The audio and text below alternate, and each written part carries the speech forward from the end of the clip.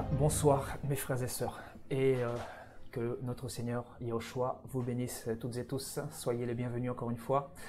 Voilà, nous sommes le 31 janvier 2021 déjà. Alléluia, le temps passe très vite.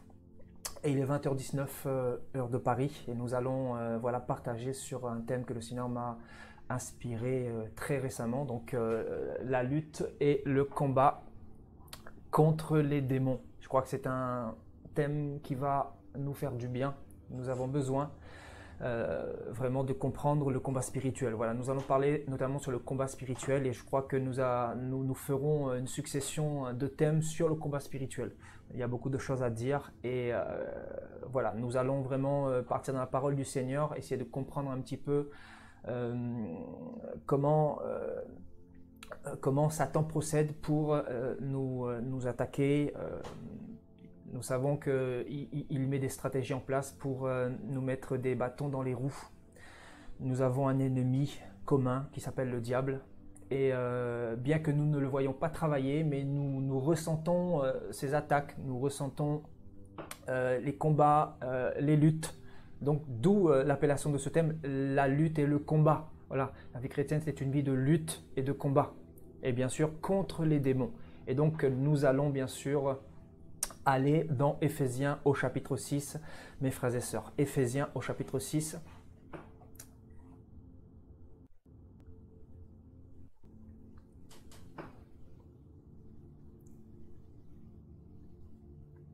Voilà, donc Éphésiens au chapitre 6, et nous lirons à partir du verset 10.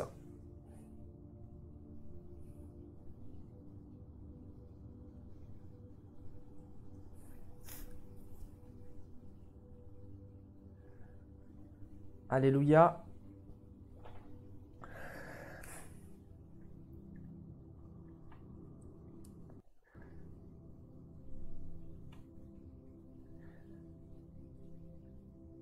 Au reste, fortifiez-vous dans le Seigneur et par sa force toute puissante. Revêtez-vous de toutes les armes de Dieu afin de pouvoir tenir ferme contre les ruses du diable. Car nous n'avons pas à lutter contre le sang et la chair, mais contre les dominations, contre les autorités, contre les princes de ce monde de ténèbres, contre les esprits méchants dans les lieux célestes. C'est pourquoi prenez toutes les armes de Dieu afin de pouvoir résister dans le mauvais jour et tenir ferme après avoir tout surmonté. Tenez donc ferme, ayez à vos reins la vérité pour ceinture, revêtez la cuirasse de la justice, mettez pour chaussure à vos pieds le zèle que donne l'évangile de paix. Prenez par-dessus tout cela le bouclier de la foi avec lequel vous pourrez éteindre tous les traits enflammés du malin. Prenez aussi le casque du salut et l'épée de l'esprit qui est la parole de Dieu. Faites en tout temps par l'esprit toutes sortes de prières et de supplications. Veillez à cela avec une entière persévérance et priez pour tous les saints. Alléluia, nous allons nous arrêter ici. Alléluia. Donc le thème que nous développons ce soir, la lutte et le combat contre les démons et bien sûr le royaume des ténèbres. Alléluia. Voilà, ici, c'est notre bien-aimé frère Paul qui nous exhorte tous. Il nous recommande de nous fortifier dans le Seigneur Jésus avec la force toute puissante qui vient de Jésus justement. Parce que nous sommes faibles comme vous le savez. La force est en Jésus. Si nous pouvons tenir contre Satan, contre les tentations, contre les épreuves, contre les combats, voilà, si nous pouvons tenir face à toute adversité, c'est parce que le Seigneur a déposé en nous sa force toute puissante. Ça, il est important de le souligner. Alléluia. Et notre frère nous recommande de nous revêtir de toutes les armes de Dieu. Voilà, Paul nous apprend que le jour de notre conversion, Dieu vient nous revêtir des armes. Pourquoi des armes? Notamment les armes de Dieu. Ben parce que la conversion est égale à une vie de lutte et de combat. On ne peut pas parler d'armes s'il n'y a pas de combat et de lutte. Donc en fait, Paul ici nous apprend que être chrétien, c'est rentrer dans un champ de guerre. Ça, il est important de le souligner. Frères et sœurs, vous devez savoir, nous devons savoir que depuis que nous avons donné notre vie à Jésus-Christ, nous sommes entrés officiellement dans un champ de guerre, dans un champ de bataille. Et dans ce champ de bataille, nous devons comprendre que ça nécessite des armes, parce qu'on ne peut pas aller sur un champ de bataille sans armes, sans équipement, sans protection. Quand on parle des armes, bien sûr, on parle de bouclier, hein, et Paul nous parlera effectivement du bouclier de la foi. Il va nous parler du casque du salut, voilà, donc le casque qui permet bien sûr d'être protégé, et d'être protégé par quoi? Bien sûr par les dards ou les flèches enflammées du malin. Pourquoi? Parce que Satan, comme vous le savez, attaque les chrétiens au niveau de la pensée, au niveau du cœur. Voilà quel est son champ d'action. Satan, pour attaquer un chrétien, il va utiliser bien sûr le cœur de cette personne ou les pensées de cette personne. Donc le cœur et les pensées sont bien sûr liés. Alléluia, bien sûr, tout cela qui fait partie de l'âme de la personne. Donc Satan utilise vraiment des procédés pour attaquer notamment nos pensées. Et qu'est-ce qui nous permet de dire que Satan nous attaque? En tant que chrétien, depuis que nous nous sommes convertis, en fait, on s'est rendu compte qu'il y a comme une lutte en nous. Il y a comme un combat qui s'exerce en nous. On a l'impression que on lutte pour tenir ferme, on lutte pour ne pas succomber, on est assujetti à toutes sortes de tentations, à toutes sortes de pensées bizarres des fois. On a du mal des fois à comprendre pourquoi nous subissons cette pression spirituelle, cette pression intérieure. Et nous devons comprendre que le jour de notre conversion, nous sommes entrés sur un champ de bataille. Et le champ de bataille, c'est le champ spirituel. Donc, dans ce combat qui se fait entre les forces du bien et les forces du mal. Vous comprenez? Donc c'est une guerre. En fait, ce monde est un monde, dans le monde spirituel, qui est en guerre. Et d'ailleurs, les effets du monde spirituel se répercutent dans le monde physique. Nous le voyons avec les guerres, avec les troubles, avec les injustices, avec les impudicités, avec les meurtres, avec les lois impies qui sont votées, etc. Donc, vous voyez, il y a une répercussion dans le monde physique. Voilà, parce que tout se passe au préalable dans le monde spirituel. Et le Seigneur nous a, en fait, le jour de notre conversion, il nous fait prendre conscience de cette réalité spirituelle. Et dans sa parole, il nous recommande justement de nous appuyer sur lui parce qu'en lui est justement cette force toute puissante dont nous en avons besoin. Parce que si nous n'avons pas la force du Seigneur, nous ne pourrons pas tenir, nous ne pourrons pas lutter, nous ne pourrons pas combattre. Si nous n'avons pas la force du Seigneur en nous, nous ferons naufrage par rapport à la foi. Si nous n'avons pas les armes du Seigneur, nous allons faire naufrage par rapport à la foi. Donc Paul nous parle des armes, de prendre toutes les armes. Pourquoi? Parce que nous sommes entrés sur un terrain de guerre. Nous sommes entrés sur un terrain pour combattre. pour lutter. Et quand on parle de lutte, on parle de quoi?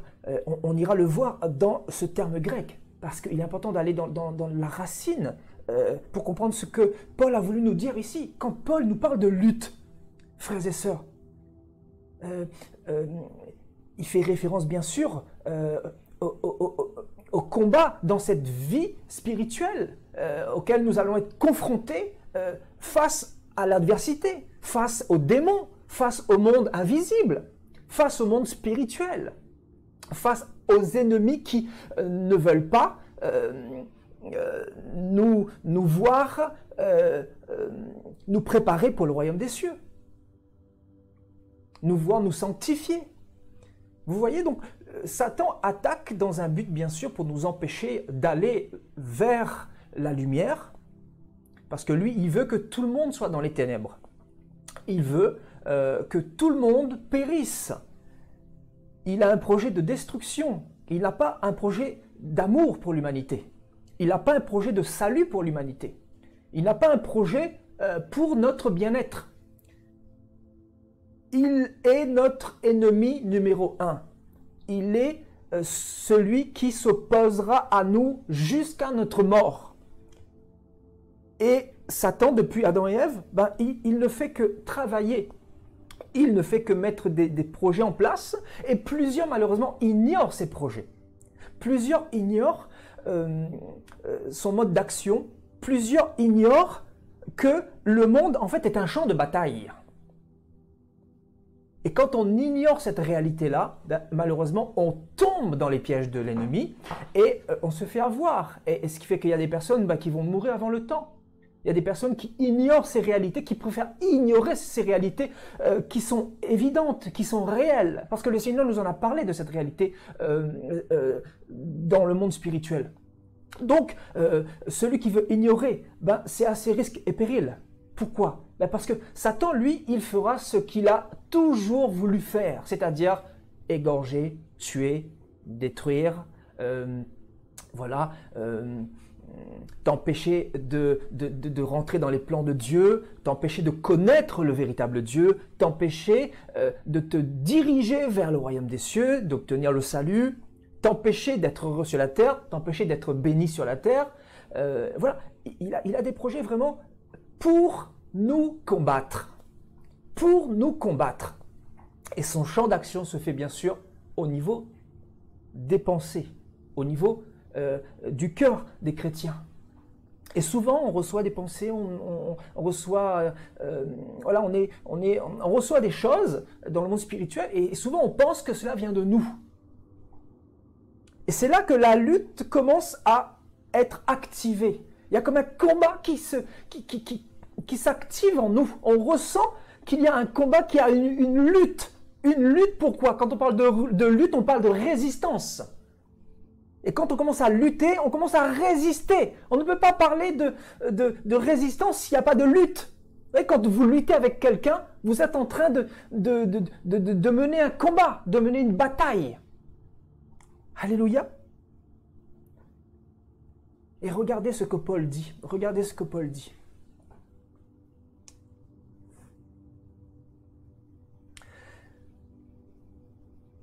Il dit,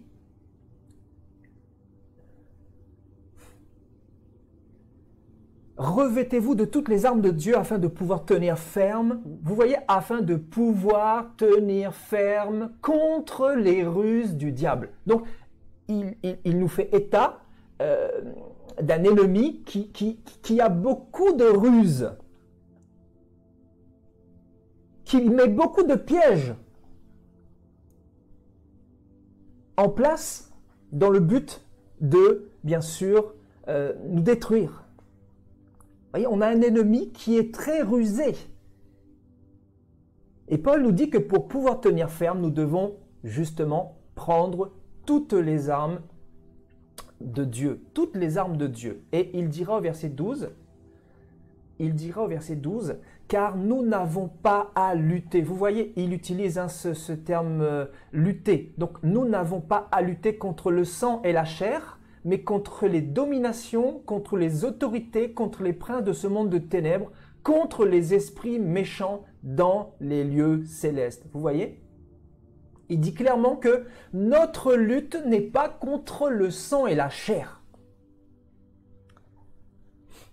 mais contre les dominations, les autorités, c'est-à-dire les démons, les esprits méchants, les esprits impurs, les sirènes des eaux, les esprits de mensonge, les esprits de calomnie, les esprits de jalousie, les esprits d'ivrognerie, les esprits d'homosexualité.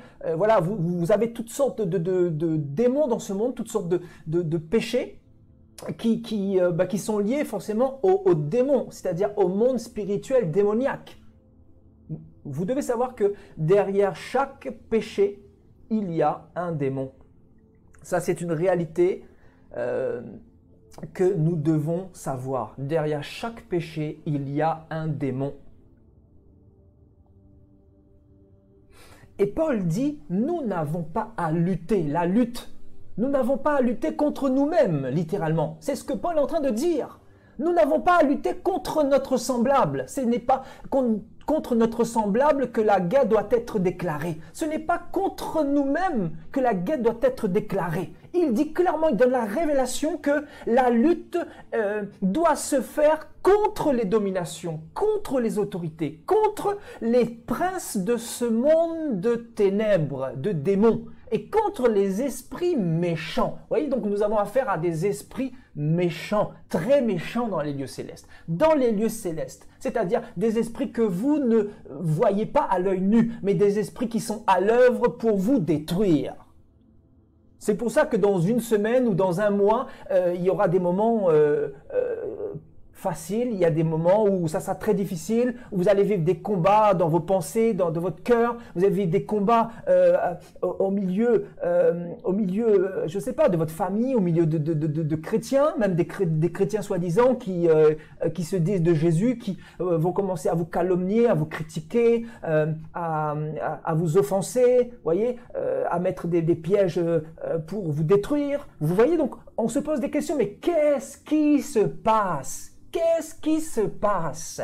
Ben, justement, Paul nous dit que nous n'avons pas à lutter contre notre semblable, mais et contre nous-mêmes. Parce que la lutte, ce n'est pas contre nous-mêmes, c'est contre les dominations. Parce que ce sont les dominations, les démons, les esprits méchants, les esprits impurs qui sont derrière le sang et la chair.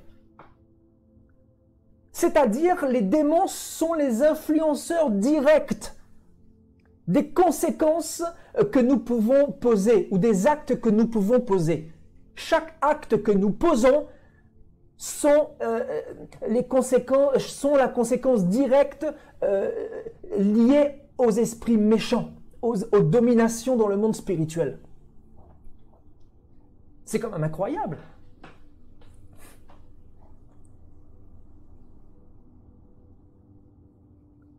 Vous voyez, Paul nous parle de lutte. Paul nous dit clairement que la vie chrétienne est une vie de lutte. Donc, la vie chrétienne étant une vie de lutte, tu ne seras pas toujours en repos. Et ça, nous devons le comprendre. Ça ne sera pas tous les jours facile. Parce que Paul nous parle de quoi? De lutte. Quand on lutte, on est en train de batailler, on est en train de veiller, on est en train de résister. Quand on parle de lutte, on parle de résistance, pour ne pas tomber, pour ne pas succomber, pour ne pas retourner en arrière, pour ne pas accepter les pensées que nous pouvons recevoir du monde des ténèbres. Donc Paul dit clairement que le combat n'est pas contre le sang et la chair. Donc souvent les pensées que vous avez là, ça vient d'où, frères et sœurs? Paul nous donne la révélation. Paul nous dit que le combat n'est pas contre le sang et la chair. Limite, le sang et la chair représentent quoi également? Représentent nos pensées, représentent notre cœur. Donc Paul dit clairement que le combat n'est pas contre le sang et la chair. C'est-à-dire, le combat n'est même pas contre tes pensées. Parce qu'il y a des démons qui sont derrière tes pensées. Il y a des démons qui influencent tes pensées. Il y a des démons qui veulent déposer des choses en toi pour te faire adhérer à ces choses-là. Pour te faire accepter à ces choses-là. Pour que tu penses que ces choses-là viennent de toi. Pour te ramener en arrière. pour te dire que voilà, tu n'es qu'un pécheur et que voilà, Dieu ne peut pas pardonner quelqu'un comme toi. Les démons, par exemple, peuvent te ramener souvent dans le passé. Par exemple, des pensées qui étaient sorties de toi depuis quelque temps et des pensées qui reviennent. Et tu te dis, mais d'où viennent ces pensées bizarres? D'où viennent ces pensées bizarres alors que je suis chrétien, je suis né de nouveau, je suis sincère? Je suis sincère avec Dieu, mais comment se fait-il que j'ai des pensées bizarres comme ça? Comment se fait-il qu'il y a des envies du passé qui commencent à revenir? Seigneur, où en est l'explication? On se pose tous des questions. On se pose tous ce genre de questions. Mais Paul nous a parlé de quoi? Paul nous a parlé de lutte, de lutte. Et la lutte, ce n'est pas au début de sa vie chrétienne. Non, la lutte se fera jusqu'à ce que nous quittions ce monde terrestre, jusqu'à ce que nous rejoignions Jésus-Christ, notre Seigneur et Seigneur Yahushua Mashiach. La lutte commence le jour où vous rentrez dans ce champ de bataille, le jour où vous donnez votre vie à Jésus-Christ, le jour où vous confessez vos péchés, le jour où vous reconnaissez que vous avez besoin d'un sauveur, le jour où vous passez par la mort et la résurrection, le jour où vous expérimentez pour la première fois la naissance d'en haut, la nouvelle naissance. Parce que frères et sœurs, quelqu'un qui n'est pas passé par la nouvelle naissance, quelqu'un qui n'a pas expérimenté la mort et la résurrection, ne peut pas parler de lutte. On ne peut que parler de lutte quand on est passé de la mort à la vie. Parce que quand on est dans la mort, on ne lutte pas. Quand on est dans le péché, on ne lutte pas. Est-ce que je parle à quelqu'un ce soir? Quand on est dans le péché, on ne lutte pas. Parce que le péché, c'est normal. Donc on adhère au péché, on accepte le péché volontiers parce que le péché fait partie de nous. Mais quand nous expérimentons la naissance d'en haut, le Seigneur vient ôter le péché, le Seigneur vient ôter la chair, le Seigneur vient ôter nos envies d'autrefois. Ce qui fait que nous commençons la lutte. La lutte commence parce que Satan voudra ramener les choses que nous avions délaissées hier. Il voudra les ramener dans notre cœur et dans nos pensées et dans notre vie. C'est-à-dire nous ramener en arrière. Vous comprenez? Donc en fait on comprend, Paul nous fait comprendre par là que la lutte commence le jour de notre conversion. Le jour de notre conversion, la lutte commence. Et des fois il peut y avoir des moments d'accalmie, vous le savez. Et nous parlons par expérience, hein. Si le Seigneur nous inspire ce thème-là, c'est parce que, en tant que chrétiens, nous vivons ces choses-là. Et nous ne devons pas jouer les hypocrites. Des fois, il y a des moments plus faciles, des fois, il y a des moments plus difficiles. Des fois, nous ne comprenons pas toujours. Des fois, nous sommes dans la fournaise de l'épreuve et on se dit, mais Seigneur, depuis que je t'ai donné ma vie, il y a comme une lutte qui s'active en moi. Pourquoi cette lutte? Cette lutte te permet de comprendre que Jésus est avec toi. Si dans ton cœur, il n'y a pas de lutte, pose-toi des questions. Dis-toi qu'il y a un problème quelque part. Dans tout chrétien né d'en haut, ayant expérimenté la naissance d'en haut, il doit y avoir cette lutte qui est naturelle. Cette lutte et ce caractère de combattant, Quand je parle de combattant, c'est bien sûr combattre le monde des ténèbres, combattre les mauvaises pensées, combattre les lois impies, combattre la calomnie, combattre tout ce qui n'honore pas Dieu. Vous voyez? Donc, hier, quand nous n'étions pas convertis, on ne pouvait pas parler de lutte. Parce qu'il n'y avait pas de lutte en nous. C'est-à-dire, on ne luttait pas parce qu'on acceptait tout. Voilà. On avait plusieurs femmes, on buvait l'alcool, il n'y avait pas de lutte. Vous voyez, il n'y avait pas de combat. Il n'y avait pas de résistance. On ne résistait pas contre l'alcool. On disait, alcool, tu peux rentrer dans ma vie, je veux te boire, et voilà, je m'amuse. Il n'y avait pas de résistance. Vous comprenez ce que je veux dire? Mais depuis que nous avons donné notre vie à Jésus-Christ, il y a comme une lutte permanente, une lutte. Et on est fatigué des fois. On se dit, mais Seigneur, jusqu'à quand? Est-ce que je parle à quelqu'un?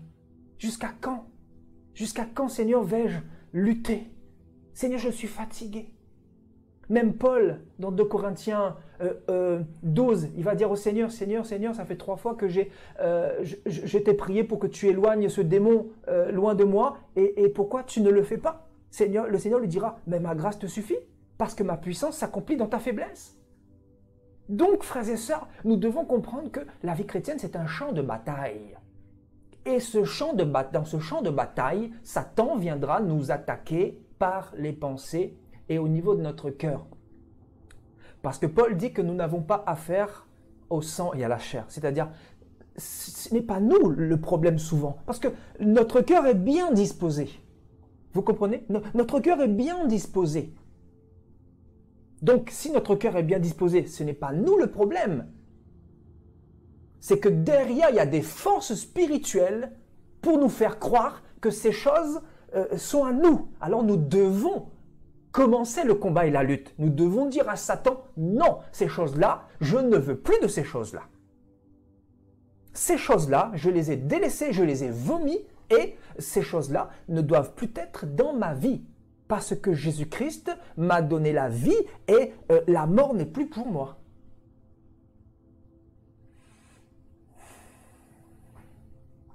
Alléluia.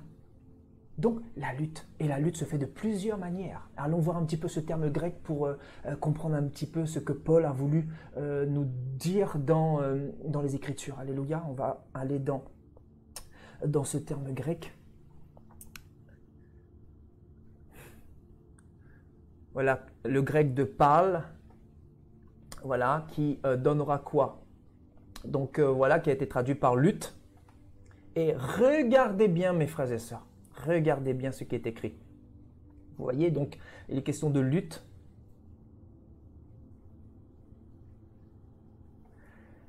Donc, lutte entre deux combattants dans lequel chacun essaye de renverser l'autre. Aïe, aïe, aïe, aïe, aïe, aïe, aïe, aïe, aïe. Waouh! Donc, Paul nous parle de quoi? De cette lutte. Et qu'est-ce qu'il entend par lutte? Donc, il nous dit clairement que c'est la lutte entre deux combattants. Et qui sont ces deux combattants? Bien sûr, il s'agit de vous et des démons. C'est-à-dire de votre adversaire, le diable. De votre adversaire, la sirène des eaux, l'esprit de séduction, l'esprit d'impudicité. Vous voyez la lutte entre deux combattants dans lequel chacun essaye de renverser l'autre. Combien de fois n'a-t-on pas essayé ou n'a-t-on pas voulu te renverser, te terrasser par la langue, par la calomnie, par le mensonge, en disant des choses faussement contre toi? Combien de fois n'a-t-on pas voulu te terrasser en te disant que le Seigneur n'est plus avec toi? Parce que tu es faible, parce que tu as péché, ou parce que tu es tombé. Combien de fois n'a-t-on pas voulu te renverser à travers les pensées? Satan qui est l'accusateur devant le trône de Dieu pour accuser tous les enfants de Dieu, toutes les brebis du Seigneur. Combien de fois n'a-t-on pas voulu te terrasser, te mettre à terre pour te dire que tu n'étais rien, que tu n'avais aucune valeur, que Dieu ne pouvait pas t'aimer? Combien de fois n'a-t-on voulu pas te terrasser d'une manière ou d'une autre? Dans ce combat, je parle, dans cette lutte. Parce que Paul parle justement de cette lutte entre deux combattants. Entre deux combattants, c'est-à-dire toi d'un côté et le diable de l'autre. Toi d'un côté et l'adversaire de l'autre.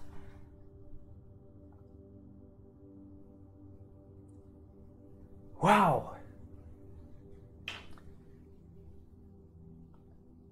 Waouh! Lutte entre deux combattants dans lequel chacun essaye de renverser l'autre. C'est-à-dire dans cette lutte, les démons cherchent à te renverser.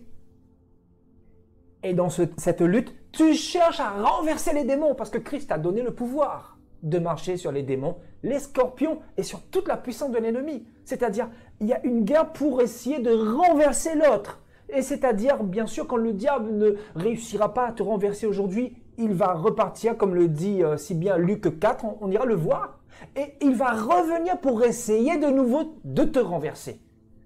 C'est-à-dire de te mettre de la culpabilité, de te faire tomber dans ses pièges, de te faire pécher, de te faire repartir dans les choses d'autrefois, et que tu ne puisses pas te relever, que tu sois vaincu.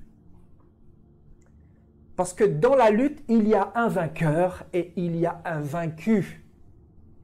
Il y a un victorieux et il y a un perdant. Donc vous voyez, cette lutte-là, elle est palpable dans la vie d'un chrétien. Quelqu'un qui lutte, c'est quelqu'un qui est conscient du péché. On ne peut pas parler de lutte s'il n'y a pas de conscience par rapport au péché, par rapport au mal, par rapport à la lumière. Quelqu'un qui n'est pas encore dans la lumière ne peut pas lutter. Vous comprenez? C'est pour ça que le Seigneur a dit quoi? Le Seigneur a dit quoi? Si vous ne naissiez d'en haut, vous ne pourrez pas voir le royaume des cieux. Si quelqu'un ne naît d'eau et d'esprit, il ne pourra voir le royaume des cieux. La naissance d'en haut, dont le Seigneur va parler à Nicodème, le grand docteur de la loi, dans l'épître de Jean. Le Seigneur lui dira: si tu ne nais pas de nouveau, tu ne pourras pas voir le royaume des cieux. Littéralement, si tu ne deviens pas un lutteur ou un combattant, tu ne pourras pas aller dans le royaume des cieux. C'est pour ça que le Seigneur a dit quoi? Le royaume des cieux est forcé. Le royaume des cieux est forcé. Ce sont les violents qui s'en emparent. Ce sont les violents. Quand le Seigneur parle de violence, il parle de quoi? La violence dans la lutte? Il parle de quoi? La violence dans la lutte? C'est-à-dire avec les démons, le Seigneur veut nous faire comprendre qu'il ne faut pas rigoler. Quand on lutte, c'est une guerre. On doit combattre dans le but de terrasser notre adversaire. Et notre adversaire peut être quoi? Peut-être une envie bizarre en nous, ça peut être une pensée d'impudicité, ça peut être une pensée de calomnie, ça peut être une pensée de fraude, ça peut être une pensée pour faire du mal à son prochain. On doit lutter contre cette pensée-là pour terrasser cette pensée-là, frères et sœurs. C'est pour ça que la Bible dit de faire mourir ce qui est en nous est terrestre, charnel, diabolique. Faire mourir les œuvres de la chair. C'est ça, faire mourir. C'est une lutte, c'est un combat. C'est une guerre. Et ça, c'est quand on est sur le terrain de la vie chrétienne, c'est là qu'on se rend compte de cette lutte. Parce que cette lutte, elle est en nous. Pourquoi on est conscient de cette lutte? Parce qu'on est avec le Seigneur. Parce qu'on est dans la lumière. Quand on est dans les ténèbres, on n'est pas conscient de qui on est. Parce qu'on n'est pas éclairé.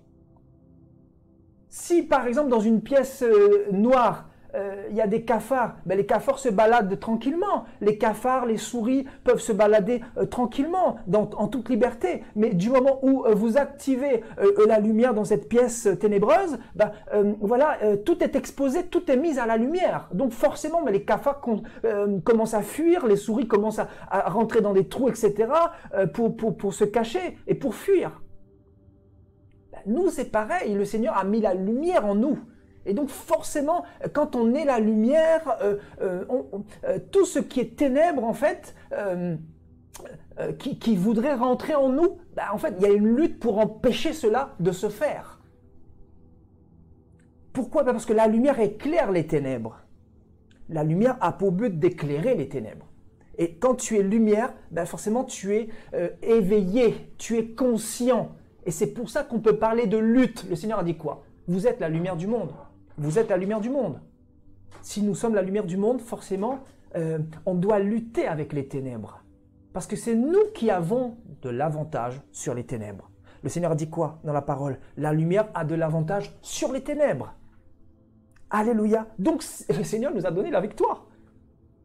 La victoire, elle est à nous, elle est assurée. À condition de lutter, de combattre. Voilà, le Seigneur nous a donné les armes, et les armes ne sont pas charnelles. Les armes, bien sûr, sont spirituelles. Alléluia. Alléluia, gloire à Dieu. Lutte entre deux combattants dans lequel chacun essaye de renverser l'autre. Ouais, aïe, aïe, aïe, aïe, aïe, aïe, aïe, aïe, aïe. Des fois, tu as quelqu'un qui veut ta peau, qui veut ta mort, qui veut t'abattre, tu ne sais pas pourquoi. Quelqu'un qui te déteste, mais tu ne sais pas pourquoi. Mais le Seigneur dit, tu n'as pas à lutter contre le sang et la chair, mais contre les dominations et les autorités dans les lieux célestes. C'est-à-dire, il y a des autorités derrière cette personne qui lui ont mis ça dans la pensée, dans le but de te détester, dans le but de t'écraser, afin que tu tombes dans ce piège, afin que tu rendes le mal pour le mal. C'est pour ça que le Seigneur a dit, si quelqu'un t'a frappé sur la joue gauche, donne-lui la joue droite. Pourquoi? Parce que ce n'est pas contre le sang et la chair que tu dois combattre. Mais ce combat est spirituel. Ce combat, c'est dans l'esprit. Ce combat, c'est par la prière. Ce combat, c'est par la parole. Ce combat, c'est par la proclamation prophétique du Seigneur. Et ce combat, c'est un combat qui n'est pas dans la dimension de la chair, mais dans la dimension de l'esprit. Et souvent, vous savez, la chair cherche à prendre le dessus. Souvent, quand nous recevons des attaques de la part de l'ennemi, notre chair nous fait croire, ou Satan nous fait croire, ou les démons nous font croire que ces choses-là viennent de nous. Mais Paul dit clairement que le combat, c'est contre les démons, c'est pas contre le sang et la chair. Donc, je ne vous dis pas que dans notre chair, il y a la sainteté. Non, la Bible dit que dans la chair, il y a la corruption. Mais en fait, quand on parle de chair, la chair est relative à la corruption. Quand on parle de la chair est associée au péché. La chair est associée au mal. La chair est associée aux œuvres des ténèbres. Vous voyez, donc c'est pour ça que le Seigneur nous a donné justement son Saint-Esprit pour pouvoir lutter. Parce que étant dans ce corps, Satan va justement utiliser ce corps, en fait, comme une antenne relais. Vous voyez, ce corps humain là, c'est comme une antenne relais. Vous savez, les antennes 5G là, qui diffusent voilà, le flux Internet. Les antennes 4G par exemple. Bientôt c'est la 5G, mais voilà. Prenons l'exemple des antennes 4G. Voilà. Donc nous sommes comme une antenne et nous recevons un certain nombre de choses de la part du royaume des ténèbres, la chair notamment. La chair est égale l'antenne relais dans le monde des ténèbres. C'est-à-dire, la chair a été corrompue depuis Adam et Ève. Donc, cette chair-là, elle est sensible aux attaques. Elle est attirée vers le mal. Elle est attirée vers le péché. Vous voyez? Et le Seigneur nous parlera de quoi? De l'homme intérieur qui a été régénéré. L'homme intérieur, justement, c'est l'homme qui est en train de lutter contre les démons, contre le monde spirituel. Parce que quand on lutte, écoutez-moi bien, quand on lutte contre un péché, on est en train de lutter contre un esprit méchant. Est-ce que quelqu'un comprend? En fait, quand on est en train de lutter contre un péché, ou contre une mauvaise pensée, ou contre quelque chose de malsain, c'est que forcément on est en train de lutter contre un esprit méchant, contre une domination, contre une principauté, contre voilà, une créature malfaisante qui ne nous veut pas du bien, qui est là pour nous détruire, qui a mis une stratégie, qui a lancé une attaque, et à nous justement de prendre nos armes pour lutter. Parce que quand on commence à lutter, on prend nos armes. Parce qu'on ne peut pas dire qu'on va lutter sans armes. On ne peut pas lutter sans armes. Vous comprenez? Paul nous donne justement toutes les armes du Seigneur. Et il va parler bien sûr du bouclier de la foi, la parole de Dieu, le casque du salut, l'épée de l'esprit. Et voilà, toutes ces choses qui sont énumérées dans Éphésiens 6, frères et sœurs. Alléluia. Donc voilà, la lutte. Voilà. On est dans une vie de lutte. On est comme vous savez, comme des catcheurs en train d'essayer de terrasser nos ennemis. Voilà, nos ennemis, ils viennent, puis ils repartent, puis reviennent, puis repartent. Il y a des moments d'accalmie, puis des moments plus difficiles. Et souvent, on ne comprend pas voilà pourquoi le Seigneur permet cela. Souvent, on est même peut-être en colère contre le Seigneur. On dit, mais Seigneur, je t'ai donné ma vie. Seigneur, je ne comprends pas pourquoi ces pensées bizarres. Pourquoi j'ai encore des attaques? Est-ce qu'un chrétien a encore des attaques? C'est des questions que nous nous posons tous, toutes et tous. Seigneur, mais c'est normal que j'ai des attaques? C'est normal que je sois dans la culpabilité? C'est pour ça que le Seigneur a dit, si quelqu'un a péché, voilà, qu'il vienne devant le Seigneur. Il a un avocat qui le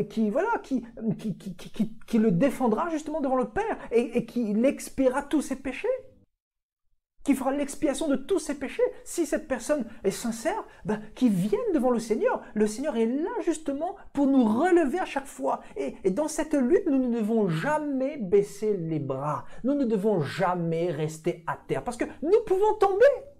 Qui vous a dit qu'un lutteur ne peut pas tomber? Vous savez, dans un ring de boxe, vous savez, quand il y a deux boxeurs qui sont en train de se combattre l'un l'autre, des fois, il y en a un qui se casse la figure, et il y en a un qui se prend un high kick, et il tombe et il se relève. Et de temps en temps, c'est l'autre qui va tomber, et il va aussi se relever, et c'est ça la lutte en fait. La lutte, a pour but que notre ennemi soit vaincu. La finalité, c'est quoi? C'est de vaincre son ennemi. Le but de la lutte dans la vie chrétienne, c'est ça, c'est de vaincre son ennemi. C'est de ressortir victorieux dans chaque lutte, dans chaque moment difficile, dans chaque moment de persécution que nous pouvons connaître, dans chaque moment d'épreuve que nous pouvons subir. Regardez dans Luc 4, quand le Seigneur va être tenté à 3 reprises. Il va dire à Satan, voilà, tu ne tenteras pas le Seigneur ton Dieu, tu aimeras le Seigneur ton Dieu de tout ton cœur, etc. Il va s'appuyer sur la parole du Seigneur, il va prendre les armes du Seigneur. Alléluia. Il va prendre les armes du Seigneur. Par conséquent, il était en train de résister. Il était en train de lutter. Et quand on lutte contre un esprit, on ne lutte pas physiquement parce que le démon n'est pas physique. Quand on lutte contre un esprit, on lutte contre une tentation, contre une envie, on lutte contre une pulsion. Frères et sœurs, c'est ça la lutte. On lutte contre quoi? On lutte contre des forces diaboliques, spirituelles et invisibles. On lutte, c'est-à-dire on résiste, la résistance. Et je vous assure, la vie chrétienne aujourd'hui, là, on est tellement combattu, c'est-à-dire on veut tellement nous terrasser. On est dans une vie de lutte permanente et surtout en cette fin des temps, Satan est en train de mettre les bouchées doubles pour briser toute lutte en nous, c'est-à-dire pour que nous puissions succomber devant lui. Avec toutes ces tentations mondiales, avec toutes ces images subliminales, impudiques, avec toutes ces tentations qui pullulent de partout. Oui, Satan est en train de mettre le paquet pour œuvrer contre l'Église. Et voilà le message que le Seigneur veut nous donner ce soir. Le Seigneur nous dit clairement que les démons sont en train de mettre le paquet dans le monde entier dans le but de nous faire succomber, dans le but de nous vaincre. Dans le but que nous puissions baisser les bras, que nous puissions abandonner la lutte. Parce que c'est ça il est question de ça, d'abandon au niveau de la lutte. Frères et sœurs, vous savez, j'ai fait un peu de boxe quand j'étais petit. Je sais ce que c'est un peu la lutte. Vous voyez, je fais un peu de sport, je sais ce que c'est que la lutte. Dans le monde spirituel, c'est pareil. C'est-à-dire quand vous rentrez sur un ring, voilà, vous convertissez. Et là, votre ennemi est devant vous. Et là, vous allez prendre des coups, vous allez pleurer. Oui, vous allez tomber. Le Seigneur va vous relever. Oui, parce que la victoire est à vous. Il te dit que la victoire est à toi. Donc tu te lèves, tu te relèves. Tu tombes, tu te relèves. Tu tombes, tu te relèves. Le Seigneur te fortifie. C'est pour ça que le Seigneur a dit quoi? Si le juste tombe cette fois, il va se relever toujours. Le juste se relève toujours. Pourquoi? Parce que c'est un lutteur. C'est un combattant. Là, je veux parler à une race de combattants ce soir. Une race de lutteurs. Une race qui ne se laissera jamais vaincre, frères et sœurs. Parce que moi-même qui vous parle, j'ai des combats terribles. Je sais de quoi je parle. Donc c'est pour ça que je veux vraiment vous encourager à comprendre que la vie chrétienne, c'est une vie de lutte. Et si vous luttez, c'est quelque chose de normal, de naturel. C'est quelque chose qui est votre part, qui est votre lot. C'est pour ça que le Seigneur a dit quoi? Vous aurez des tribulations pour entrer dans le royaume des cieux. Vous aurez beaucoup de tribulations pour entrer dans le royaume des cieux. Paul l'a dit dans Acte 14. C'est avec beaucoup de tribulations que vous rentrerez dans le royaume des cieux. Beaucoup.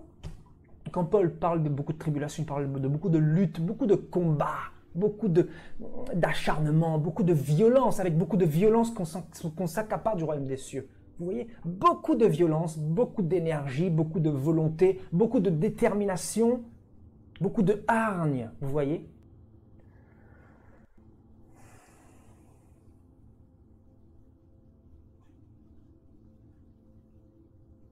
Alléluia. On continue la lecture.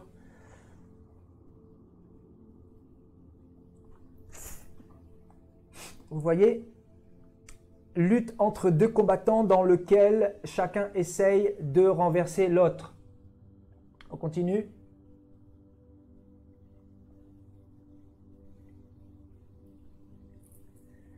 La victoire étant acquise par le maintien de l'adversaire au sol et en lui mettant la main sur la nuque. Vous voyez? Donc la victoire étant acquise par le maintien de l'adversaire au sol. Vous voyez?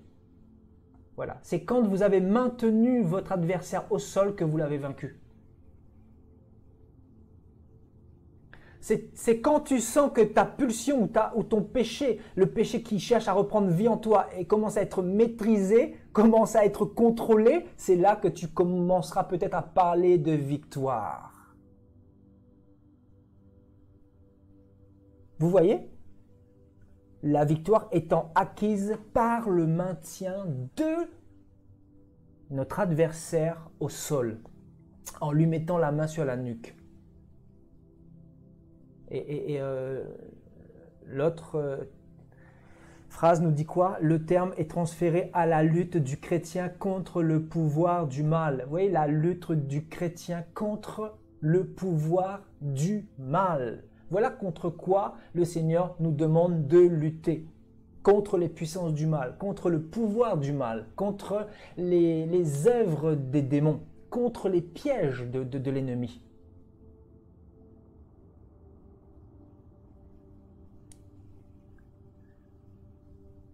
Alléluia. Voilà ce que Paul est en train de nous dire ici. Nous n'avons pas à lutter contre le sang et la chair, mais contre les dominations, contre les autorités. Vous voyez, donc la vie chrétienne, nous devons le comprendre que c'est une vie de lutte. On ne peut pas se dire chrétien si on ne ressent pas cette lutte-là. Cette lutte, on doit la ressentir un jour ou l'autre, de quelconque manière. Ça peut être ou par la tentation, ça peut être ou par les ennemis, ça peut être ou par les calomnies des autres, ça peut être ou par les médisances des autres, ça peut être ou par le mensonge des autres, ça peut être ou par les perfidies des autres. Mais d'une quelconque manière, on va ressentir cette lutte. Lutter pour quoi? Lutter pour ne pas répondre à nos adversaires. Lutter pour faire fermer notre bouche pour ne pas répondre le mal par le mal. Vous voyez? Lutter pour s'abstenir de faire la même chose que ce que fait ton ennemi qui te calomnie par exemple. Alléluia. Alléluia. Et le verset 13 nous dit quoi? C'est pourquoi prenez toutes les armes de Dieu afin de pouvoir résister dans le mauvais jour et tenir ferme après avoir tout surmonté. Vous voyez? C'est fort, hein? Paul nous parle de quoi? De résistance. Donc la vie chrétienne, c'est une vie de résistance. Et Paul dit quoi? Afin de pouvoir résister dans le mauvais jour et tenir ferme après avoir tout surmonté. C'est-à-dire les armes de Dieu doivent être à notre portée en permanence. Vous savez, il arrive à plusieurs chrétiens, par exemple, de délaisser la Bible pendant un moment, de ne pas prier, d'être un petit peu loin des choses du Seigneur. Et c'est là souvent que nous ressentons les choses du passé revenir, c'est-à-dire ressurgir, des envies bizarres, des tentations bizarres. Est-ce que ça vous est déjà arrivé de délaisser un peu la parole du Seigneur, de délaisser un peu les enseignements, d'être un petit peu loin de la prière et de ressentir les choses d'autrefois se manifester en vous? C'est comme si que l'ennemi voulait vous ramener en arrière, vous voyez, vous tirailler vers l'arrière, que l'ennemi est en train de procéder d'une manière à ce que vous abandonniez le Seigneur, vous voyez. Donc, il vous redonne l'amour des choses dont vous aviez en dégoût hier. Vous comprenez ce que je veux dire? L'amour des choses dont vous aviez en dégoût hier. Il vous redonne cet amour-là. Et quand vous ressentez ça, vous ressentez que la lutte commence à se faire. Et bien sûr, l'ennemi est en train de prendre l'avantage. Et c'est là que, quand la lutte se manifeste en vous, ben c'est là que vous commencez à lutter, à résister. Paul parle de quoi? De résistance. De résistance. C'est pour ça que nous sommes dans un temps, mes frères et sœurs, où nous ne devons pas délaisser les armes de Dieu. Et les armes de Dieu, c'est quoi? C'est la parole de Dieu, c'est la méditation, c'est la prière, c'est l'épée de l'esprit. C'est ça les armes de Dieu. Et par expérience, je sais de quoi je parle. Quand on commence à délaisser un petit peu le Seigneur, frères et sœurs, il y a des choses bizarres qui s'accaparent de vous. Vous êtes comme livrés à l'ennemi. L'ennemi commence à programmer des trucs contre vous et vous commencez à vous associer à ces choses d'autrefois dans lesquelles vous étiez et qui ne font plus partie de vous. Mais malheureusement, vu que vous n'avez plus vraiment de proximité, de relationnel avec le Seigneur, au final, la chair reprend le dessus. Vous comprenez? La chair reprend le dessus parce que vous avez déposé vos armes momentanément. Vous avez déposé vos armes, je dis bien momentanément. Les armes, c'est quoi? C'est la parole de Dieu. C'est la méditation, la prière, le casque du salut et tout ça. Vous voyez? Quand on dépose ses armes, l'ennemi, qu'est-ce qu'il fait? Quand vous êtes sur un champ de bataille, voilà, dans un moment de guerre, vous savez, quand l'ennemi dépose son arme, qu'est-ce que l'autre fait en face? Il le fusille. C'est la logique. Quand on lutte, il y en a un qui reste à terre. Il y en a un qui doit rester à terre. Quand on est dans un combat, dans une lutte, il y en a un qui doit ressortir victorieux. Il y a toujours un victorieux et toujours un vaincu, quelqu'un qui sera à terre.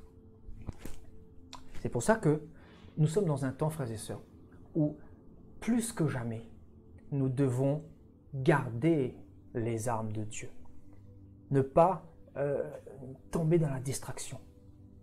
Faire attention à notre vie spirituelle. Veiller en permanence. Être proche du Seigneur. Prier en permanence en esprit. Être vraiment connecté à Jésus. Ne pas se déconnecter pour un temps. Parce qu'avec Jésus, on ne peut pas parler de vacances. Avec Jésus, même si tu vas t'aérer l'esprit, même si tu vas quelque part une semaine ou deux ou plus, tu dois être toujours connecté au Seigneur, connecté à sa parole, être toujours en prière, être toujours dans une posture de combattant. Parce que ta vie chrétienne, c'est pas parce que tu vas en vacances que ta vie chrétienne s'arrête. Ta vie chrétienne doit toujours continuer parce que l'ennemi, lui, il va lutter avec toi jusqu'au bout. C'est-à-dire, le but de sa lutte, c'est de te terrasser. Le but de sa lutte, c'est de t'abattre. Voilà, il n'a pas d'autre mission. Voilà, il a été mandaté par le diable pour t'abattre, pour te terrasser, pour que tu ne puisses plus te relever. Et plusieurs ne se relèvent pas. C'est ainsi qu'on peut parler de chrétiens rétrogrades. Paul dira quoi? Paul dira, Démas, il a fait naufrage, c'est-à-dire il a coulé. Il a fait naufrage par rapport à la foi. Donc, quand on parle de naufrage, on parle de Démas qui a été vaincu. Il a été vaincu. Et pourtant, il était comme toi et moi, c'est-à-dire c'était un lutteur. C'était un lutteur. C'est pour ça que dans 1 Corinthiens 10, Paul dira que celui qui est debout prenne garde de ne pas tomber. Voilà pourquoi Paul dit cela.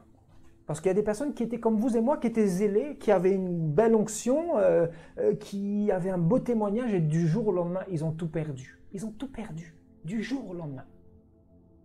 Vous savez pourquoi? Parce que ce sont des personnes qui ont arrêté de lutter. Ce sont des personnes qui, en fait, qui ont mis le combat spirituel de côté. Alors que la vie chrétienne, c'est combattre constamment. On est dans une lutte, dans une guerre. Voilà dans quoi on s'est aventuré. C'est pour ça qu'avec Jésus, là, c'est différent avec les autres religions. Avec Jésus, c'est pas comme dans la dénomination, dans la religion, tout ça. C'est différent. Pourquoi? Parce que c'est du corps à corps avec les démons, là. Les démons ne vous toucheront pas quand vous êtes dans la religion, parce que vous êtes déjà... vous n'êtes pas un lutteur. Quand nous étions dans la religion, on n'était pas des lutteurs, n'est-ce pas? On n'était pas des combattants. Pourquoi? Parce qu'on était toujours dans le péché, on allait à l'église, on faisait n'importe quoi, on était dans l'alcool, on s'est fait baptiser bébé voilà, on allait à l'église de temps en temps pour laver notre conscience et on continuait notre vie de dépravation. Il n'y avait pas de lutte. Donc, Satan ne lutte pas avec un pécheur. Les démons ne lutteront pas avec quelqu'un qui n'est pas un lutteur. Voilà. Donc, quand nous mettons notre pied dans la conversion, là, voilà, on ressent cette lutte-là qui est terrible. C'est difficile. C'est pour ça que nous avons besoin que Dieu nous donne la force. Pour ça, Paul parle de quoi? De la force venant du Seigneur, la force toute puissante du Seigneur. Vous comprenez? Paul le dit clairement ici, hein, regardez. Paul le dit clairement dans Éphésiens au chapitre 6. Voilà, il dit, hein, et par sa force toute puissante.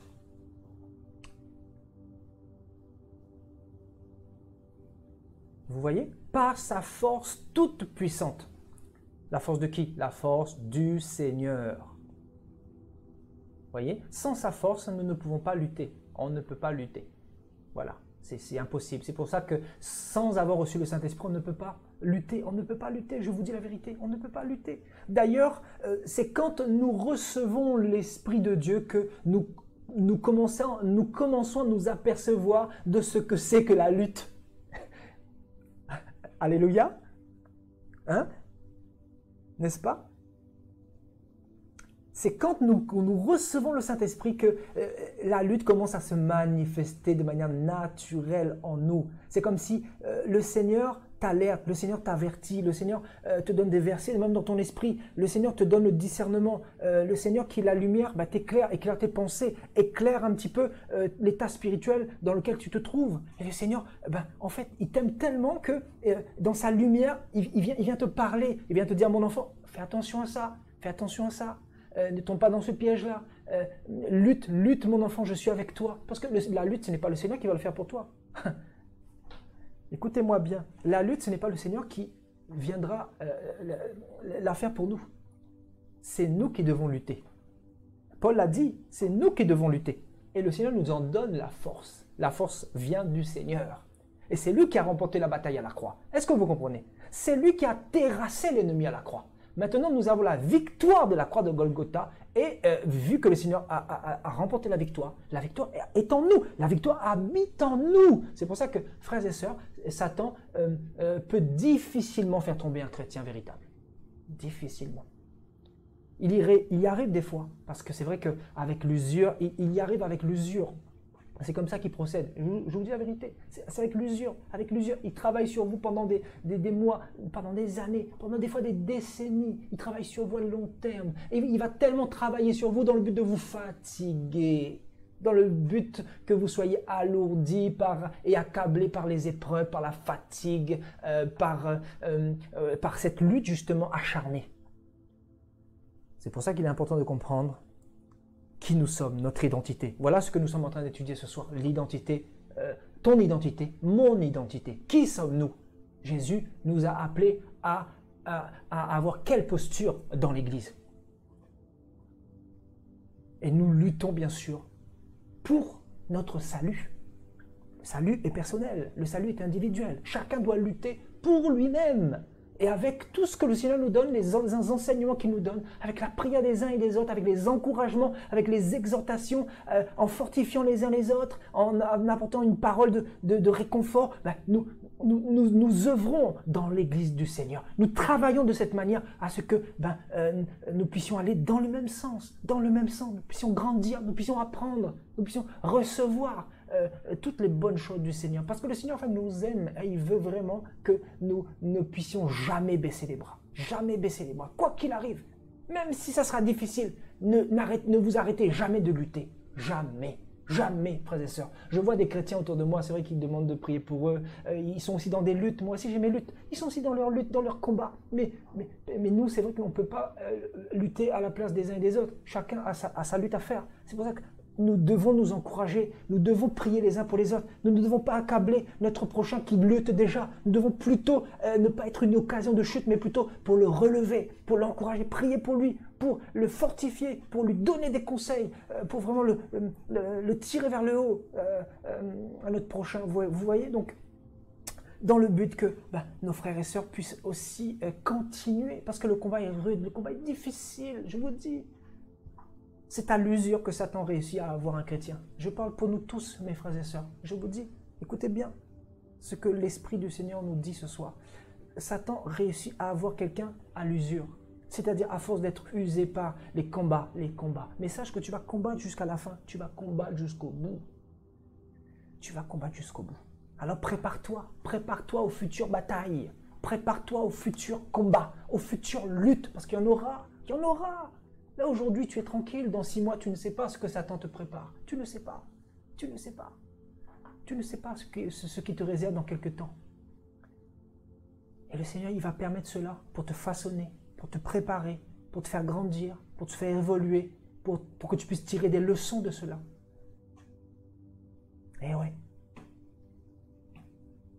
Alléluia. Donc, voilà ce que Paul nous dit ici, afin de pouvoir résister dans le mauvais jour et tenir ferme. Vous voyez, la résistance. La résistance. Alléluia. Et il nous dit quoi? Tenez donc ferme.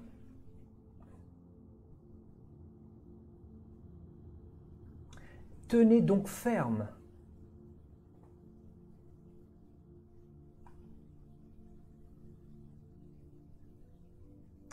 Tenez donc ferme. Oui, la fermeté. Nous avons besoin de fermeté. Eh oui, nous avons besoin de fermeté. Et bien sûr, toutes les armes du Seigneur, donc la vérité pour ceinture, la cuirasse de la justice, les chaussures à vos pieds, le zèle que donne l'évangile de paix, le bouclier de la foi, avec lequel vous pourrez éteindre, vous voyez, avec lequel vous pourrez éteindre tous les traits enflammés du malin, c'est-à-dire toutes les flèches du malin. Voilà, comme je vous disais tout à l'heure, l'ennemi attaque au niveau des pensées. Et voilà, donc la lutte se fait au niveau des pensées souvent. Donc c'est pour ça qu'il faut constamment rejeter ces choses-là et résister au diable et il fuira loin de vous, dira le Seigneur. Hein, n'est-ce pas? Souvent la résistance peut se faire pendant quelques temps. Pendant quelques temps, vous sentez cette lutte qui est là. Vous dites, Seigneur, mais comment se fait-il? Mais c'est parce que Satan est en train de lancer une attaque contre vous. C'est parce que vous êtes en train de lutter quelque part. Et Satan veut vraiment justement que vous baissiez les bras. Voilà sa stratégie. Dites-vous que quand vous sentez un combat, quand vous sentez une lutte, quelque part en vous, autour de vous, dans tout ce que vous faites, dans tous les domaines de votre vie, quand vous sentez une attaque quelque part, dites-vous que Satan veut vous faire tomber. Dites-vous que Satan veut vous faire abandonner. Dites-vous que Satan a programmé quelque chose dans le but de vous empêcher de continuer votre marche. C'est comme ça qu'il faut voir les choses. Alléluia. Alléluia. Et prenez aussi le casque du salut et l'épée de l'esprit, qui est la parole de Dieu. Vous voyez? Donc, l'épée de l'esprit qui est la parole de Dieu. Nous avons besoin de la parole de Dieu. Vous voyez? C'est vraiment très, très important. Très, très important. Alléluia. Et allô, dans 2 Corinthiens 10, il y a quelque chose qui nous intéresse aussi là-bas. Dans 2 Corinthiens 10, à partir du verset 3.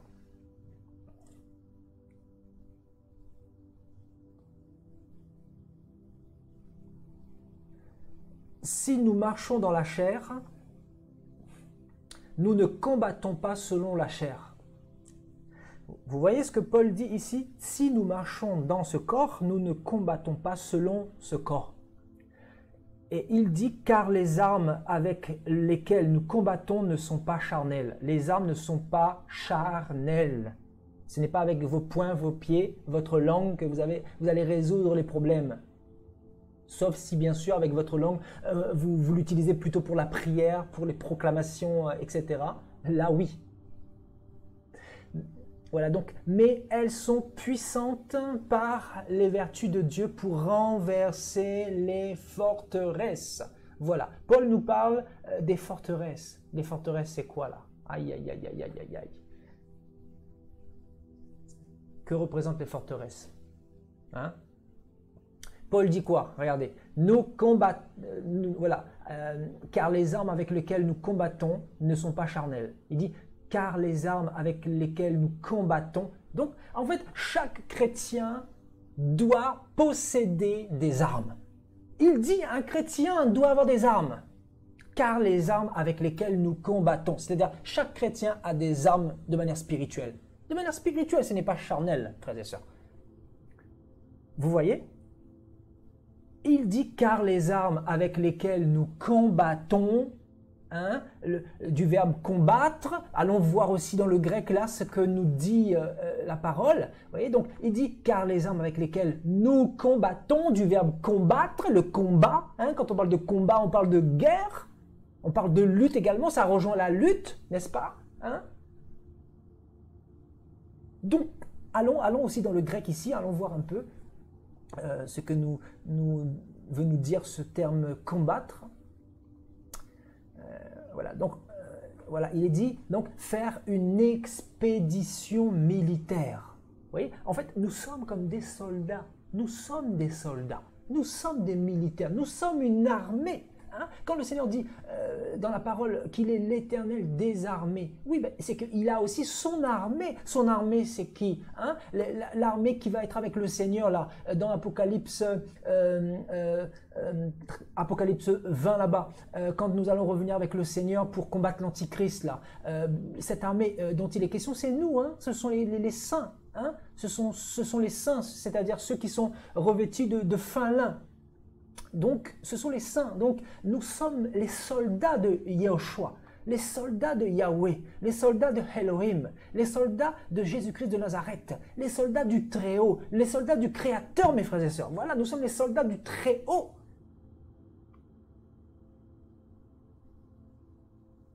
Et le Seigneur nous donne les armes. Les armes. Il nous donne des armes. Parce que nous sommes ces militaires, nous sommes ces soldats. Pour aller faire des expéditions, vous voyez? Donc faire une expédition militaire, conduire des soldats à la guerre ou à la bataille, où se dit d'un commandant. Vous voyez, donc on parle bel et bien de bataille ici. Hein, vous voyez? Conduire des soldats à la guerre ou à la bataille. Voilà ce que Paul est en train de dire ici, mes frères et sœurs. Quand il dit ici, car les armes avec lesquelles nous combattons, vous voyez, Dieu nous a donné des armes pour combattre.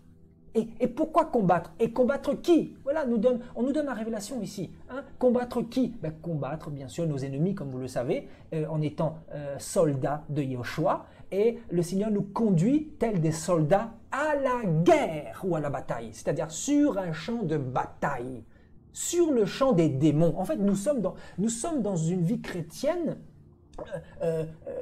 qui est considérée comme une vie où nous sommes en guerre, où nous menons une bataille contre les diables, contre les démons, contre les puissances occultes, contre les sorciers, oui, tous ceux qui se lèvent pour tuer le feu en nous, frères et sœurs. Vous voyez, nous faisons partie de cette élite de soldats de l'Éternel. Et nous menons une guerre. Une guerre. Je vous dis, la guerre, c'est nous qui la menons spirituellement sur la terre, frères et sœurs. Nous sommes le sel de la terre. Nous sommes la lumière du monde, frères et sœurs. Le Seigneur nous a donné le pouvoir de marcher sur les démons, les scorpions et toute la puissance de l'ennemi. Et le Seigneur a dit quoi? Rien ne pourra vous vaincre. Rien ne pourra vous vaincre, mais à condition de garder la tête haute, de garder les armes du Seigneur, à condition de lutter constamment, de lutter, frères et sœurs, de ne jamais déposer ses armes et d'arrêter de lutter. Alléluia.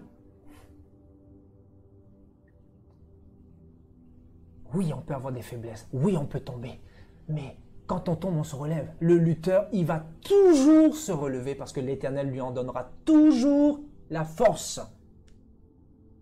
Alléluia. Oui, conduire des soldats à la guerre ou à la bataille. Voilà ce que nous dit Paul. Et on vous dit quoi aujourd'hui? Hein? Vous avez vu quand je vous dis qu'il faut quitter toutes ces églises paganisées là, toutes ces églises qui ne vous disent pas ces choses-là, hein, les églises qui vous disent qu'il faut vous diriger vers l'assemblée. Et ils ne vous disent pas que la vie chrétienne c'est un champ de bataille, c'est un champ de guerre, que vous devez avoir les armes, que vous devez méditer la parole chez vous, que vous devez entretenir une relation avec Jésus-Christ. Ils ne vous disent pas ça. Ils ne vous disent pas que vous devez vous équiper pour tenir ferme dans les moments difficiles, dans le jour mauvais. Ils ne vous disent pas ça. Par contre, ils vont vous dire quoi? Dirigez-vous, non pas vers la bataille, mais dirigez-vous vers le temple, dirigez-vous vers la quête, dirigez-vous avec votre enveloppe prophétique et dirigez-vous avec votre offrande. Voilà ce qui se prêche dans les églises aujourd'hui. Vous voyez, c'est la confusion, je vous dis c'est la confusion. Et c'est pour ça, c'est pas étonnant qu'il n'y a plus de délivrance. Je le dis, hein. C'est pas étonnant qu'il n'y a plus de délivrance, qu'il n'y a plus la puissance de Dieu, qu'il n'y a plus le Saint-Esprit à l'œuvre, qu'il n'y a plus des conversions authentiques, qu'il n'y a plus des baptêmes par immersion. Ce n'est pas étonnant. Voilà, parce que ce sont des tombeaux, des tombeaux, je vous dis, les églises ce sont des tombeaux aujourd'hui, ce sont des sépulcres blanchis. Voilà, bien déguisés à l'extérieur, voilà, église, la manne cachée, voilà, et Jésus-Christ est le chemin, la vérité, la vie, voilà, toutes sortes de messages pour attirer de l'extérieur, mais à l'intérieur, il y a vraiment des nids de serpents, il y a des ossements de mort, il n'y a pas la vie, il n'y a pas le Seigneur Jésus-Christ à l'intérieur. Vous voyez, Jésus est à la porte. Vous voyez, c'est comme de la vallée des ossements desséchés dans Ézéchiel, dans le livre d'Ézéchiel. Vous voyez, c'est pareil. Le Seigneur veut redonner vie à tout ça. À condition d'être des lutteurs. Des lutteurs. Le Seigneur veut faire de nous des lutteurs. Des lutteurs. Parce que ce sont les lutteurs qui vont aller jusqu'au bout. Hein? Le royaume des cieux est violent. Ce sont les violents qui s'en emparent. Ce sont les violents qui s'en emparent. Le royaume des cieux, c'est quelque chose qui est emparé par les violents. Mes frères et sœurs. Alléluia. Depuis le royaume de Jean-Baptiste à aujourd'hui, dira le Seigneur. Le royaume des cieux est forcé. Forcé. Forcé. Forcé. Forcé. Vous savez pourquoi? Pourquoi le royaume des cieux est forcé? Parce qu'il y a des lutteurs terribles devant nous, en face de nous. Il y a des lutteurs terribles. Je vous dis, les lutteurs sont terribles. Hein?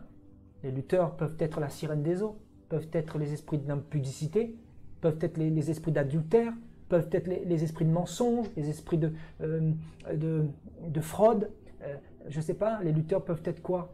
Les pensées de pornographie, tout ça, enfin la pornographie, tout ça. Vous voyez, les lutteurs en face de nous sont des forteresses. Voilà ce que représentent les forteresses. Les forteresses, ce sont toutes ces choses-là.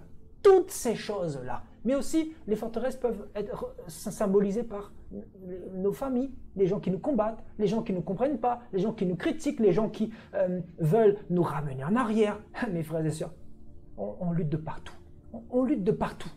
Voilà, on lutte de partout. Mais gardons le cap. Gardons le cap parce que voilà, nous avons mis un pied là.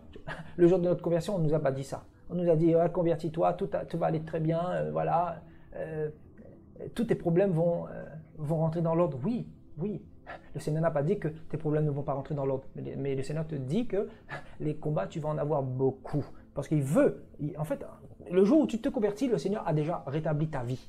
Même si tu ne le vois pas dans le monde physique, dans le monde spirituel, il a déjà tout rétabli. Simplement, il veut simplement un temps nécessaire pour pouvoir mettre cela en œuvre. Et selon son agenda, selon son temps qui lui est propre, et afin que tu puisses grandir au fur et à mesure et apprendre. Parce que s'il te donne tout d'un coup, non.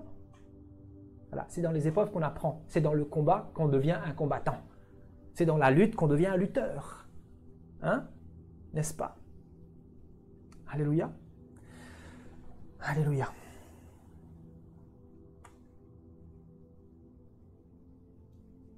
Alléluia. Et donc, remplir ses devoirs militaires, être en service. Waouh, waouh, mais c'est fort. Mais vous vous rendez un peu compte là de ce que nous sommes en train de lire là, ce soir, frères et sœurs? Waouh! Voilà. Donc, en tant que chrétiens, nous remplissons nos devoirs militaires quand nous sommes en train de lutter là. C'est notre devoir. C'est notre devoir. Waouh, nous sommes l'armée de Yahushua. Voilà. Notre rôle, c'est de lutter et être en service actif. Waouh, c'est fort. J'aimerais te poser une question, mon frère, ma soeur. Est-ce que tu es en service? Est-ce que tu es en service pour la lutte? Est-ce que tu es en service ou inactif? Est-ce que tu continues à lutter ou est-ce que tu as baissé les bras? Si tu as baissé les bras, l'Éternel veut te relever. L'Éternel veut faire de toi un soldat. Tu es le soldat à condition de prendre la main du Seigneur, de revenir. Il n'est pas trop tard, te dit le Seigneur. C'est fort. Waouh! Remplir ses devoirs militaires, donc c'est le devoir de tout chrétien de lutter. Hein. On parle de quoi? De la lutte, hein? De la lutte contre les démons. Et bien sûr, quand je dis démons, les démons sont derrière tout péché. Hein? Vous avez compris. Remplir ses devoirs militaires, être en service actif, être un soldat. Être un soldat.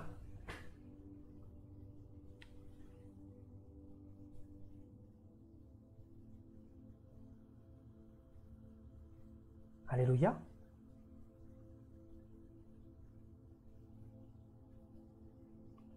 Voilà, nous sommes des soldats de l'Éternel. Ça, nous devons en être conscients, frères et sœurs. Gloire à Dieu. Donc, revenons dans 2 Corinthiens 10. Car les armes avec lesquelles nous combattons ne sont pas charnelles, mais elles sont puissantes par la vertu de Dieu pour renverser les forteresses. Renverser les forteresses.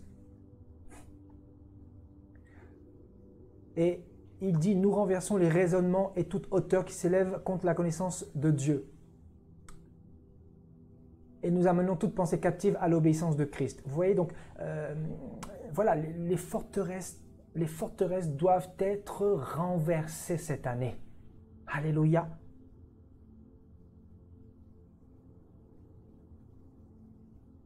Les forteresses dans nos vies doivent être renversées. Frères et sœurs, nous vivons, comme vous le savez, des temps très difficiles. 2021 va être difficile, va être autant difficile que 2020. Nous allons vivre des moments difficiles. Que le Seigneur puisse vous faire souvenir de cet enseignement pour pouvoir lutter. Parce que, en fait, la base même de la vie chrétienne, c'est la lutte et le combat. Jésus-Christ lui-même, il a donné l'exemple. Il a combattu, mes frères et sœurs. Il a lutté.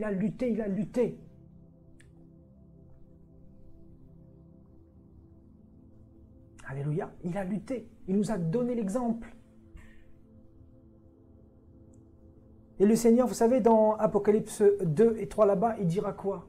Puisque tu n'es ni froid, ni bouillant, je te vomirai de ma bouche parce que tu es tiède. Quelqu'un qui est tiède, c'est quelqu'un qui n'est plus en lutte. Je vous dis. On comprend mieux la parole du Seigneur là ce soir. Hein? Quelqu'un qui ne lutte plus, c'est quelqu'un qui est devenu tiède. Je vous dis. C'est quelqu'un qui ne prend plus position, c'est quelqu'un qui ne combat plus, c'est quelqu'un qui est fatigué. C'est quelqu'un qui est déprimé, c'est quelqu'un qui n'a plus même la force des fois. C'est quelqu'un qui ne trouve plus la force. Dieu veut te donner de nouveau cette force. Dieu veut te dire qu'il ne te condamne pas. Dieu veut te dire qu'il t'aime. Dieu veut te dire qu'il est présent et que c'est le temps aujourd'hui pour toi de tenir sa main. Il ne faut pas rester dans cette froideur. Il faut continuer le combat parce que la fin est proche. La fin est proche. La fin est proche. 2021, vraiment, ça sera une année où nous aurons beaucoup de combats. L'Église aura beaucoup de combats. Beaucoup de combats. Ça ne sera pas le moment d'être dans la chair. Ça sera vraiment le moment de toujours être dans la parole du Seigneur, dans l'intimité avec le Seigneur, dans le relationnel avec Jésus. D'être vraiment dans l'intimité avec Jésus-Christ. Dans le secret, je parle bien sûr. Quand je parle de l'intimité, je parle de secret, chacun avec Jésus, qu'on puisse développer sa relation avec le Seigneur et aussi partager aussi des moments fraternels comme ça, hein, bien sûr, parce que cette année, je pense que ça sera un petit peu comme l'année 2020, les églises vont être confinées à multiples reprises encore, donc voilà, cette histoire-là, ça dure et donc voilà, on fera avec les moyens du bord sur Internet, comme on le fait nous d'habitude, bien sûr. Après, pour les autres, le Seigneur a mis un coup de pied là-dedans, comme vous le savez. hein, dans ces églises paganisées, le Seigneur a arraché ses brebis des assemblées. Le Seigneur a arraché de force parce que plusieurs ne pouvaient pas sortir des assemblées-là, paganisées. Des assemblées où il n'y a plus la vie, où il n'y a plus cette notion de lutte. On ne lutte plus. On ne lutte plus. Vous savez pourquoi dans les assemblées on ne lutte pas? Vous savez pourquoi dans l'église catholique on ne lutte pas? Parce que dans notre cœur, dans notre conscience, c'est le pasteur qui fait tout pour nous. C'est le pasteur qui prie pour nous. C'est le pasteur qui lit la Bible pour nous. Je dis la vérité ou pas? C'est le prêtre qui dit la messe. Voilà, donc tu n'as rien à faire. C'est le prêtre qui parle à Dieu pour toi. Le prêtre, tu lui dis tes péchés, lui, c'est lui le médiateur, c'est même pas Jésus. Voilà. C'est terrible. Donc, Jésus n'est plus là-bas. Et Jésus, il est en train de retirer ses enfants de là-bas. Il est en train de préparer son église, préparer son peuple. Il est en train de faire une œuvre qui va continuer à se faire encore en cette année. Alléluia. Gloire à Dieu. Alléluia. Allons un petit peu plus loin. Allons dans 1 Timothée 1. Qu'est-ce que Paul nous dira dans 1 Timothée chapitre 1 au verset 18 ?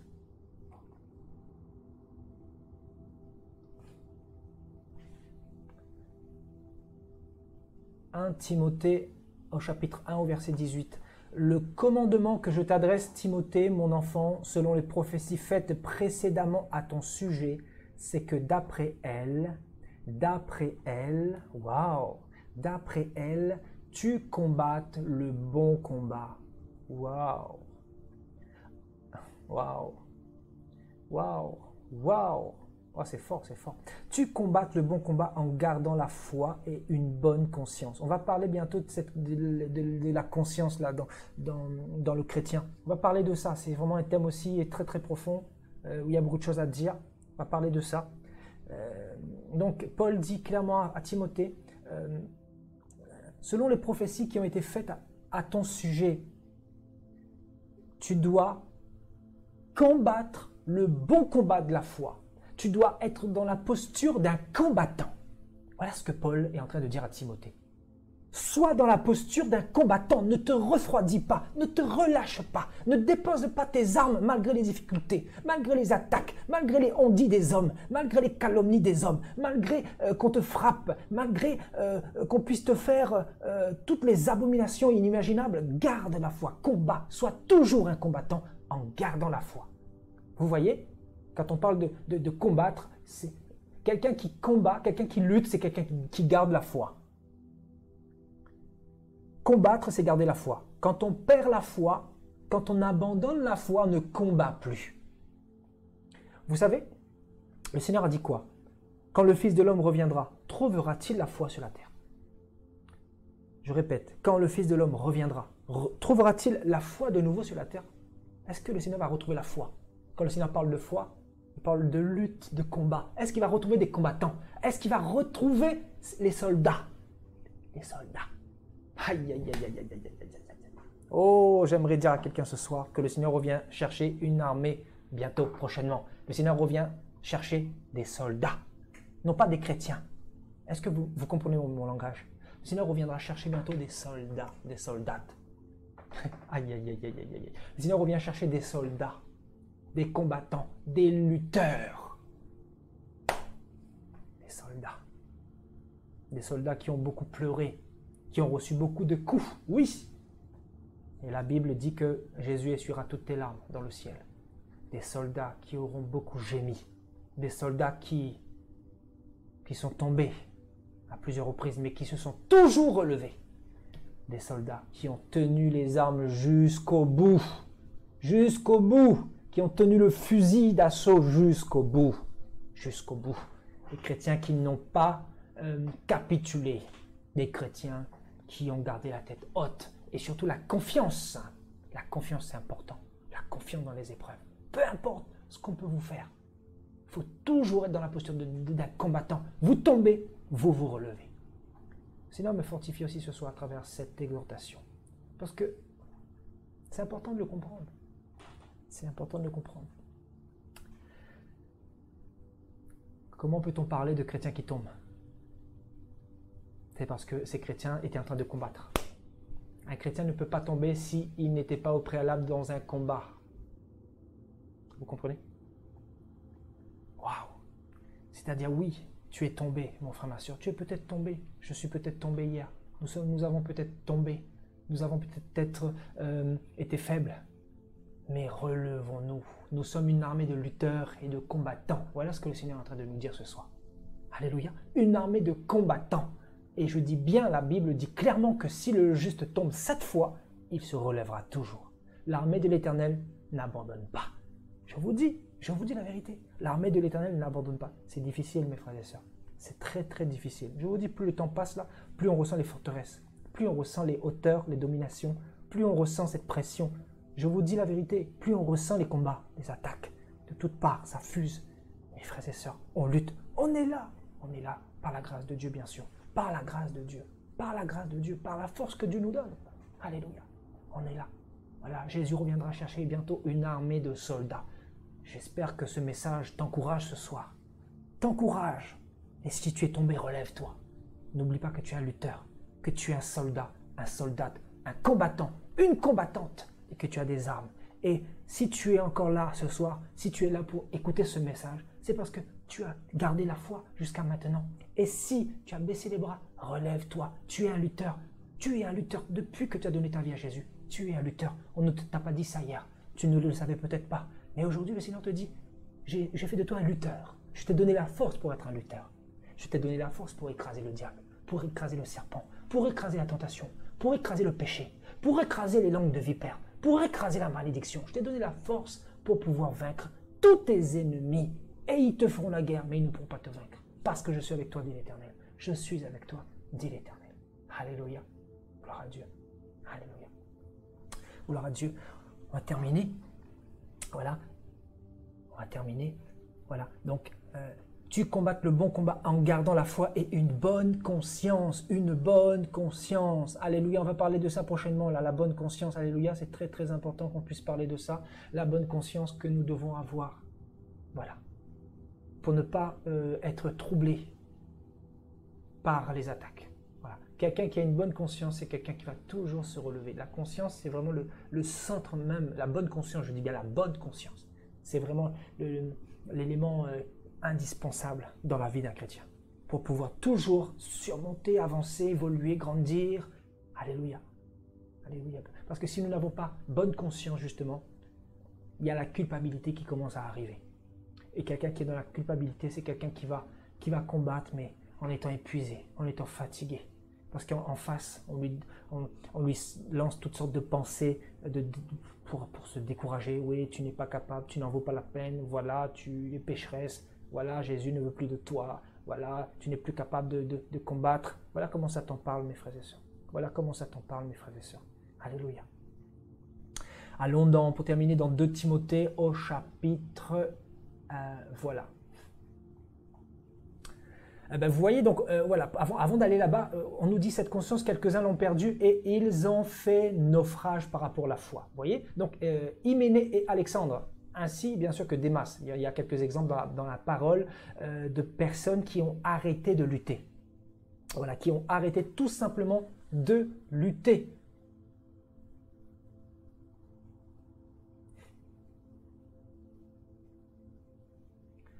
Vous voyez?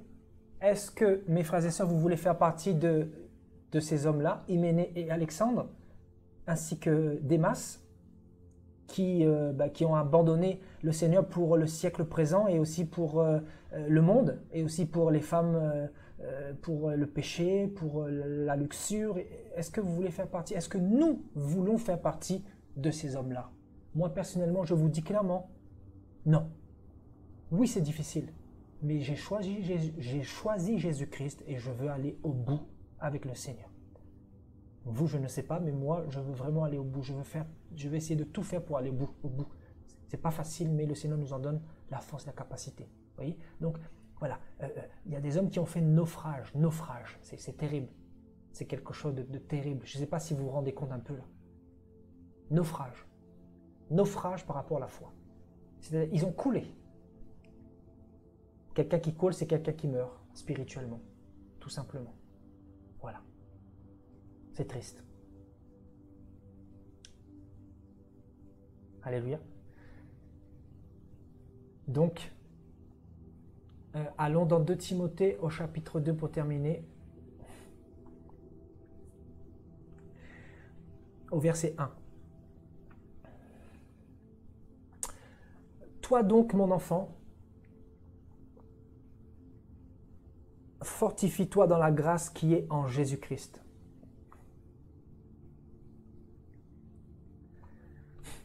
Et ce que tu as entendu de moi en présence de beaucoup de témoins, confie-le à des hommes fidèles qui soient capables de l'enseigner aussi à d'autres. Souffre avec moi. La souffrance, mon frère, ma soeur, la souffrance. Souffre avec moi comme un bon soldat de Jésus-Christ. Aïe, aïe, aïe, aïe, aïe, aïe, aïe. Tout soldat est appelé à souffrir. Laissez-moi vous le dire. Je l'ai dit tout à l'heure, c'est avec beaucoup de tribulations que nous allons entrer dans le royaume des cieux. Tout soldat, tout bon soldat de Jésus-Christ est amené à souffrir. La souffrance, ça sera vraiment sur plusieurs niveaux, à plusieurs dimensions, dans plusieurs domaines. Voilà, ça s'appelle aussi porter sa croix. Vous voyez. Donc, dans la notion de soldat, de combat ou de lutte, il y a la souffrance. La souffrance. Voilà, l'évangile qu'on n'a pas voulu nous prêcher en 2020, 2021, à la fin des temps. Ce n'est pas l'évangile sur lequel on a mis l'accent. On a mis l'accent sur la prospérité, sur cet évangile nauséabond, démoniaque, diabolique. Vous voyez? Mais l'évangile de la souffrance, on n'a pas présenté ça aux chrétiens. Ce qui fait que les chrétiens ne peuvent pas lutter. Parce que pour eux, si on commence à lutter, c'est qu'il y a un démon quelque part. Aïe, aïe, aïe, aïe. Pour beaucoup de chrétiens, quand il y a un combat spirituel, la nuit, tout ça, ils vont commencer à chercher des hommes, des prophètes, des bishops, ils vont faire le tour du monde, ils vont aller chercher de l'eau à Lourdes, ils vont aller voir toutes sortes d'apôtres, tout ça, ils changent d'église comme ils changent de chaussettes. Voilà l'état des chrétiens aujourd'hui. Vous savez pourquoi? C'est un problème identitaire. C'est un problème identitaire. Voilà. Les chrétiens ne connaissent pas leur identité. Jésus nous a dit que nous avons été appelés pour être des soldats qui vont parfois beaucoup souffrir. Voilà. Quand on parle de soldats, on parle de combat, on parle de lutte, je répète, on termine, et bien sûr, on parle de souffrance. Voilà. C'est pour ça que Paul dira à Timothée, souffre avec moi comme un bon soldat de Christ. Vous voyez, souffre avec moi comme un bon soldat de Christ. Comme un bon soldat, waouh, waouh, waouh. Et il n'est pas de soldat qui s'embarrasse des affaires de la vie s'il veut plaire à celui qui l'a enrôlé. Et l'athlète n'est pas couronné, regardez, s'il n'a pas combattu suivant les règles. Waouh. On va parler de ça là prochainement. Combattre suivant les règles. On va parler de ça par la grâce du Seigneur. On va partager beaucoup la parole là dans les jours qui viennent, là, si le Seigneur le permet. Voilà, beaucoup d'enseignements comme ça. Alléluia. Donc, s'il n'a pas combattu, vous voyez, combattre selon les règles. Et donc, Paul parle encore de combat. Vous voyez, c'est pas un hasard hein, si Paul parle une fois de plus de combat. C'est parce que la vie chrétienne, c'est une question de combat, de lutte. Et il faut que le laboureur travaille avant de recueillir les fruits. Comprends ce que je dis, car le Seigneur te donnera de l'intelligence en toutes choses. Alléluia. Alléluia. Gloire à Dieu.